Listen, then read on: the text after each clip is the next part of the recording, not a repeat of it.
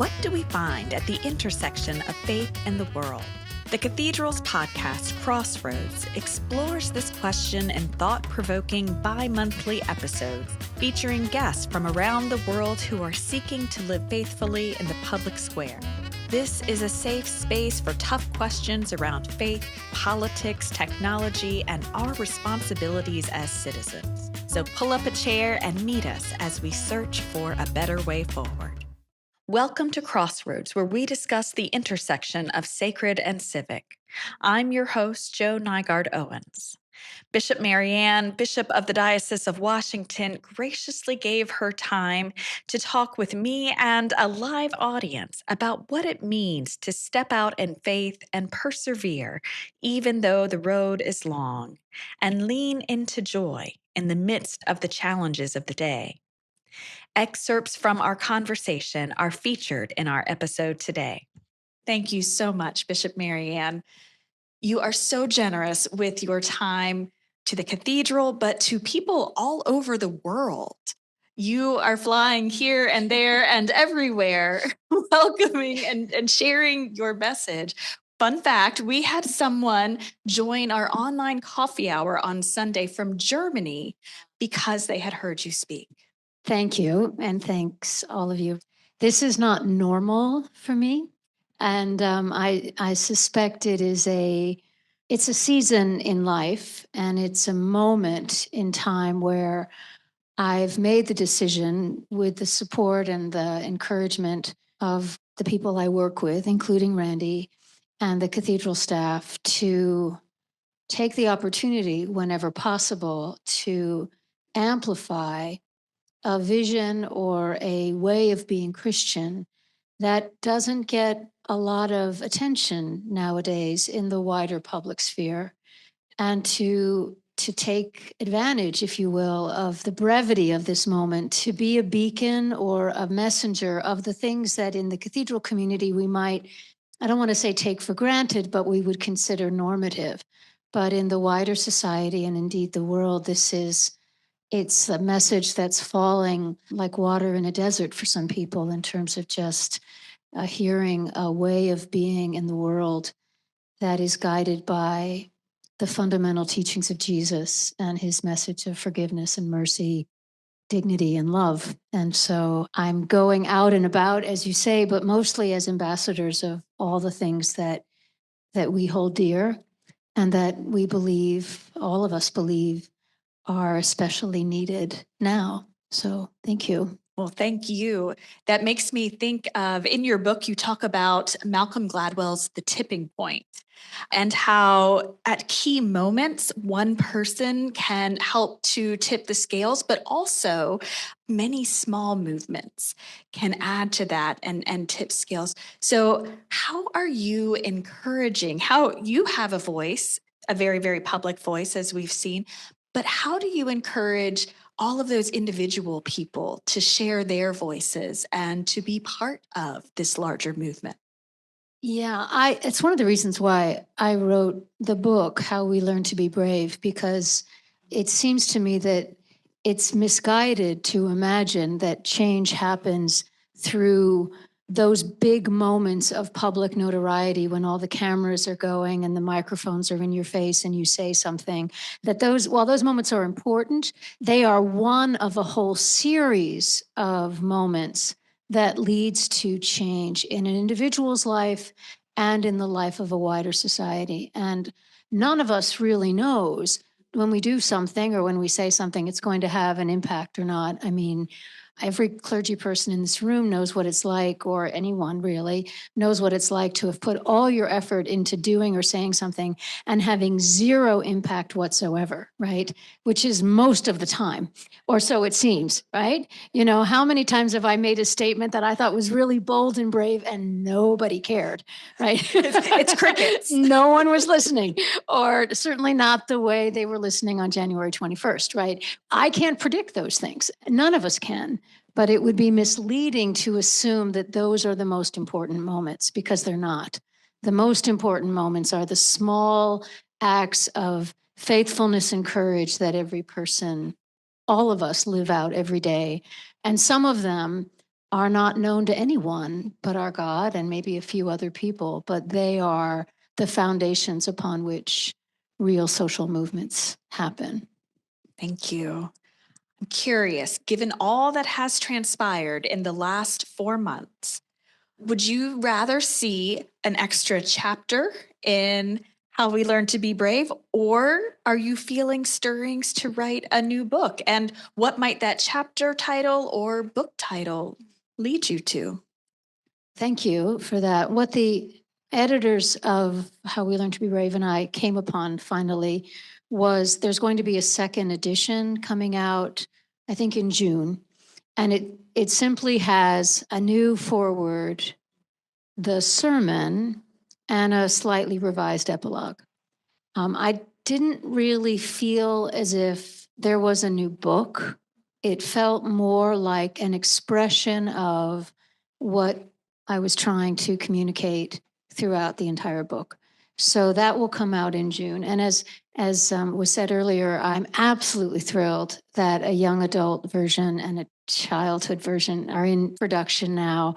And I needed help with that. There was a lovely young adult, sort of high school teacher, chaplain at Episcopal school who writes curriculum. And he took the book and adapted it for the young adult reader, which is just brilliant. I wish I had had him as an editor earlier. It would have been a tighter book the first time around. And then the children's book was just a whole other creation. But I'm very excited about that because it reinforces what I tried to say, which is children are among the most brave among us, because if you think of it, a child every single day of their lives must do something they've never done before, right?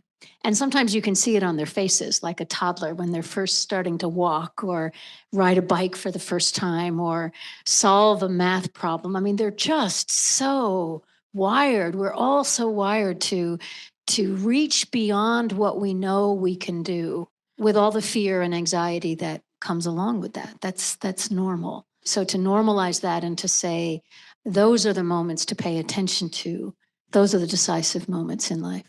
And how we strengthen those brave muscles through repeated action. I think that's so important in our young people, especially today, seeing how we have a very instantaneous culture. We expect to know how to do things automatically. So how do we practice this? And adolescence is the perfect time to practice this. I think you're right. Children do it more naturally. And of course, that encouragement is wonderful. But that period in adolescence is just so key. Yeah, I was thinking as you were saying that, I remember when one of our sons was learning to ride a bicycle, and he thought it would be easy because he watched his brother ride a bicycle and it looked so easy. And of course it wasn't. And he just looked at me and he said, Mommy, I don't think I'm going to ride bicycles, as if that, that was, if that were an option, like, I'm just not going to ride bicycles. So there is that fear, like, oh my gosh, everyone knows how to do this and I don't, right? That I remember that as an adolescent, like, everyone else seems to get this. Why don't I? So to have people along the way to first of all, to remember other times in life when we learned something, but also to have other people to remind us. And that's another message that I have learned in my life. I certainly feel it almost every day. And that I draw courage from other people's courage. That courage is contagious, just like fear is contagious. But courage, seeing another person step into their life, makes it easier to imagine any of us doing the same.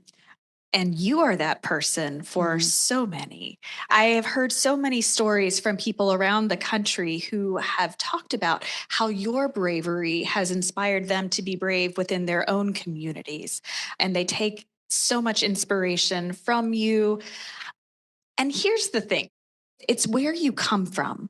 People can step out and do brave things, and sometimes it's showboating and sometimes it's attention gathering. But when it comes from a place of such deep faith and love and compassion, it shows up very differently in the world. And that's, I think, along with the words that you said, who you are shows in all that you do, and who you are is just as inspiring as the words you speak, because those words come from that deep place. So the last 4 months have been very big, traveling all over, speaking engagements, but they have not come without a cost. And so I wonder, how do you hold on to joy and compassion and love in the midst of those struggles? Well, I'm human. So I have my moments of discouragement and despair. So I Thank you don't for want that. to don't want to indicate otherwise. I find that joy is a gift. So I don't take credit for joy when it comes to me.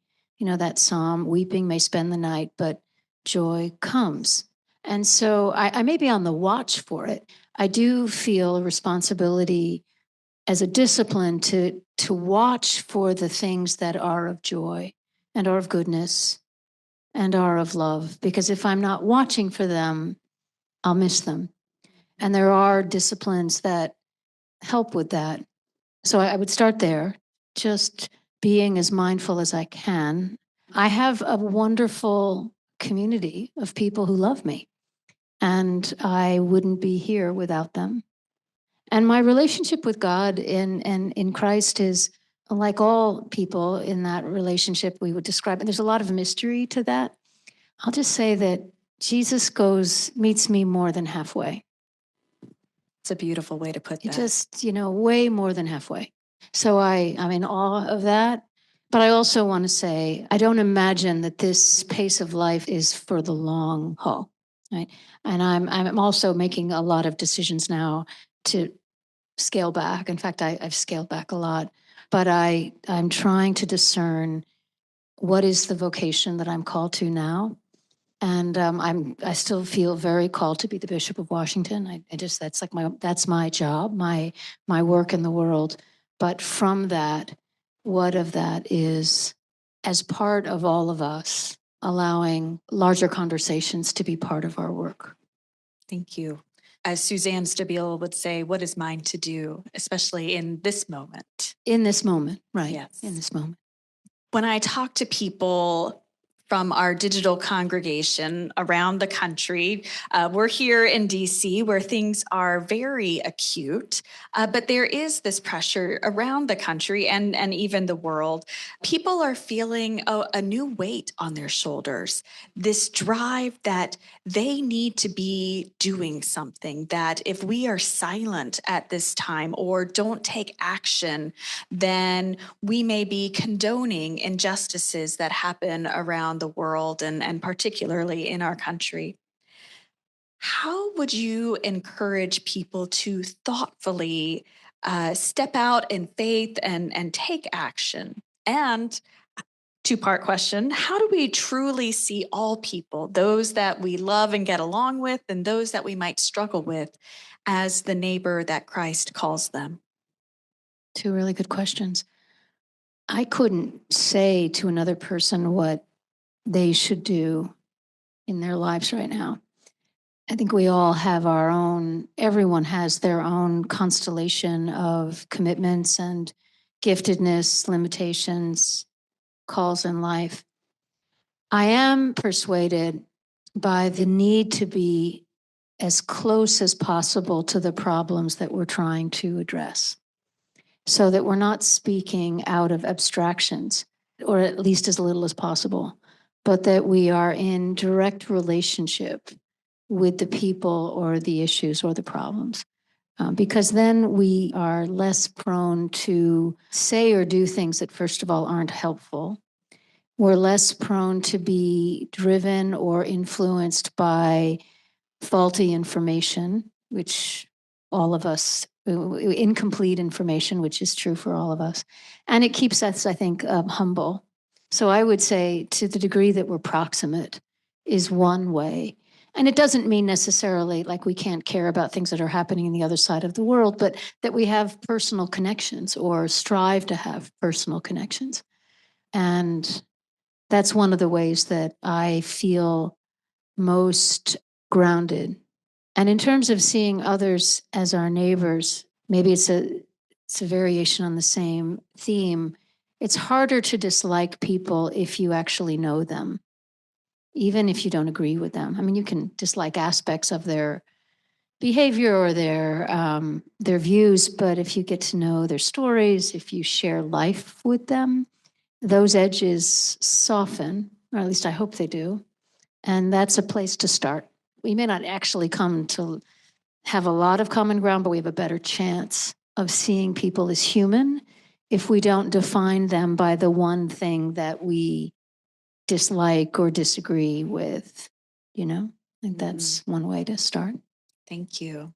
I think about a ripple effect that if I can be in relationship with this one person in my community, and if I can serve in this one particular capacity in my community, that there will be ripple effects both within my community, that those interactions will go out, but then the ripple effect happens within myself as well, that what is comfortable in this small setting, I can then go out a little wider and go out a little wider. And so that's where I try to start.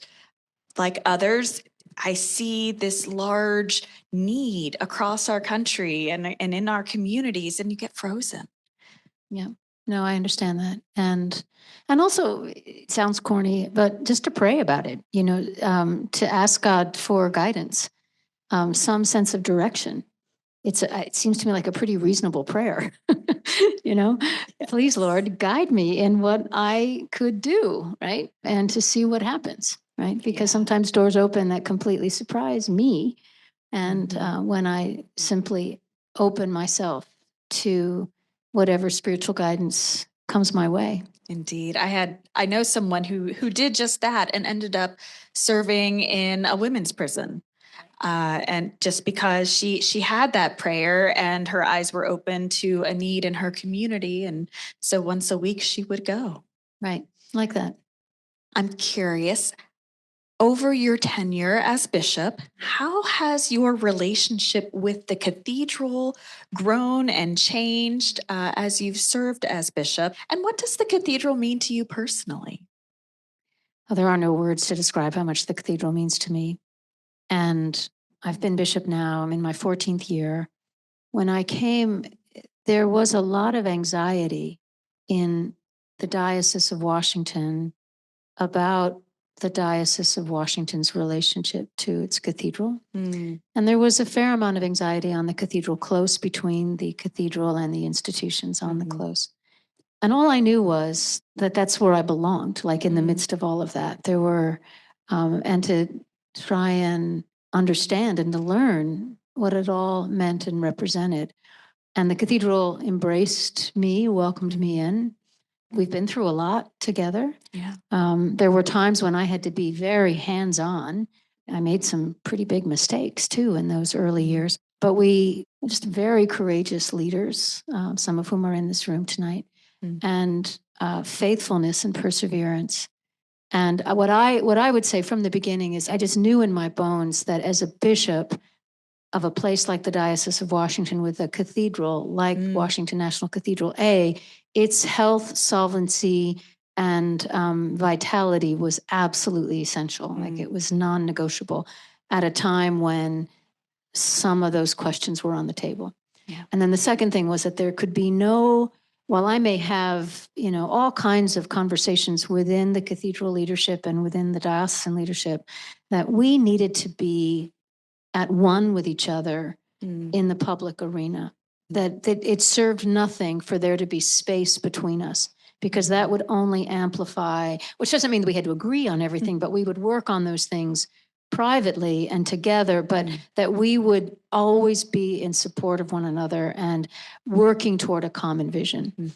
So that's how I approached it. And then to see the flowering of the cathedral in the last 7 or 8 years has just been 10 years. It's just, especially under the leadership of Randy Hollerith, the amazing team, the new lay, and I mean, just the whole thing is, not that it's all like we haven't reached the kingdom of God, not that there aren't challenges. I get all that. I know.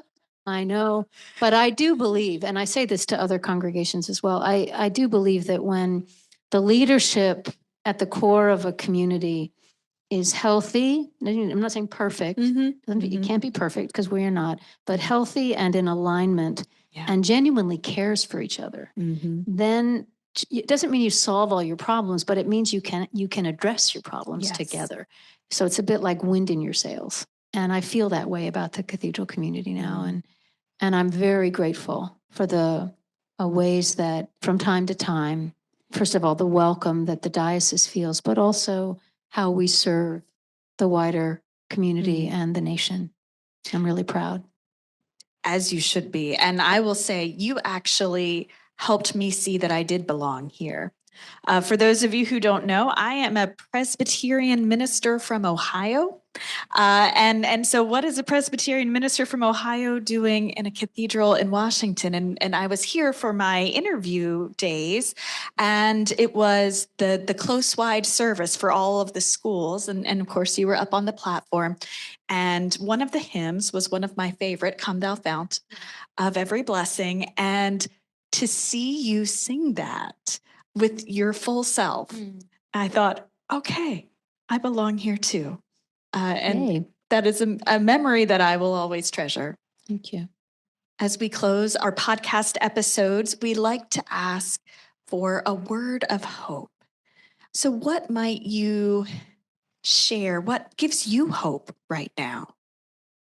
I believe in the ultimate goodness of God and of the human species. I just do. And so I pray for hope. I don't force hope. But it's also an orientation toward life that is willing to look at things as they are. So not to sugarcoat anything, but to trust that a way will be given us through whatever it is we're going through. And the resilience of the human spirit and what our forebears have endured and what our fellow human beings are enduring now. I just feel that there is something that is honorable and good about the desires within us to rise, as Maya Angelou said, to simply rise. That after all that can happen to us, that we begin again, that a child is born, that a family perseveres, that there is something so beautiful about that, and that Jesus, the embodiment of God in human form, living among us, and whose spirit is with us.